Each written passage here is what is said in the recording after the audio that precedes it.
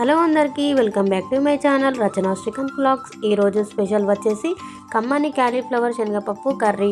Cauliflower తినాలనిపించినప్పుడు ఎలా వండాలో, వండినా ఎలా రుచిగా చేసుకోవాలో తెలియక పెద్దగా చాలామంది తినరు. కానీ నా స్టైల్లో ఎలాంటి మసాలాలు లేకుండా మరి ఎలా చేయాలో చూసేద్దాం, వచ్చేయండి. ముందుగా 1 కప్ శనగపప్పును తీసుకొని అందులో నీళ్లు వేసి 1 అవర్ వరకు నానబెట్టుకోవాలి. అంతలోపు మనం కర్రీని ఎలా ప్రిపేర్ చేయాలో చూసేద్దాం. ముందుగా మీడియం సైజులో కట్ చేసి పెట్టుకున్న క్యాలీఫ్లవర్ ముక్కలను ఒక బౌల్లో వేసుకొని కొన్ని నీళ్లు వేసి స్టవ్ ఆన్ చేసి బాండి పెట్టి 2 మినిట్స్ పచ్చివాసన పోవడానికి హై ఫ్లేమ్లో పెట్టి ఉడికించుకోవాలి. ముందుగా స్టవ్ ఆన్ చేసి బాండి పెట్టుకొని 2 టేబుల్ స్పూన్ ఆయిల్ వేసుకోవాలి.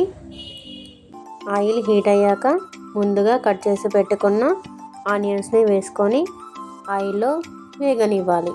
తర్వాత 2 టేబుల్ స్పూన్ అల్లం వెల్లుల్లి పేస్ట్ని కూడా వేసుకొని పచ్చివాసన పోయేంత వరకు ఆయిల్లో వేయించుకోవాలి. తర్వాత సన్నగా కట్ చేసి పెట్టుకున్న మెంతి కూరను వేసుకొని ఆయిల్లో బాగా వేగనివ్వాలి. ఇలా మిక్స్ చేసుకున్న తర్వాత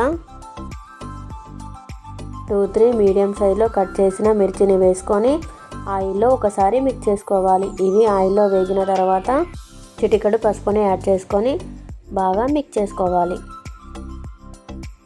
ఇలా మిక్స్ చేసుకున్న తర్వాత ముందుగా కట్ చేసి పెట్టుకున్న 1 టమాటాను వేసుకొని ఆయిల్లో బాగా మగ్గనివ్వాలి.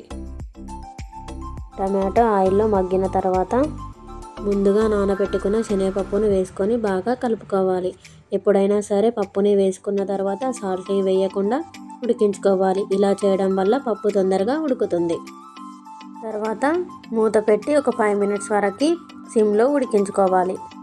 5 మినిట్స్ తర్వాత చూస్తే శనగపప్పు ఉడికిపోయింది. ఇప్పుడు ఒకసారి బాగా మిక్స్ చేసుకోవాలి. ఇలా మిక్స్ చేసుకున్న తర్వాత ముందుగా 50% ఉడకపెట్టుకున్న క్యాలీఫ్లవర్ని వేసుకొని బాగా మిక్స్ చేసుకోవాలి. తర్వాత 3 టేబుల్ స్పూన్ వరకు కారం పొడి, 1 టేబుల్ స్పూన్ సాల్ట్ని వేసుకొని బాగా మిక్స్ చేసుకోవాలి. ఇలా మిక్స్ చేసుకున్న తర్వాత ఒక 2 మినిట్స్ వరకు మూత పెట్టి ఉడికించుకోవాలి. 2 మినిట్స్ తర్వాత చూస్తే మన క్యాలీఫ్లవర్ శనగపప్పు బాగా ఉడికిపోయింది. ఒకసారి బాగా కలుపుకోవాలి. సన్నగా కట్ చేసి పెట్టుకున్న కొత్తిమీరతో గార్నిష్ చేసుకోవాలి. అంతే, సింపుల్గా ఎలాంటి మసాలాలు వాడకుండా ఇంట్లో ఉండే వాటితోనే క్యాలీఫ్లవర్ శనగపప్పు కర్రీ రెడీ అయిపోయింది. ఇలా వేడి వేడి అన్నంతో కానీ చపాతీతో కానీ ఈ కర్రీ చాలా బాగుంటుంది. మరి మీరు కూడా ఈ రెసిపీని తప్పకుండా ట్రై చేసి చూడండి. ఈ వీడియో మీకు నచ్చినట్లయితే లైక్, షేర్, కామెంట్ చేయండి. సబ్స్క్రైబ్ చేయడం మర్చిపోకండి. Thanks for watching.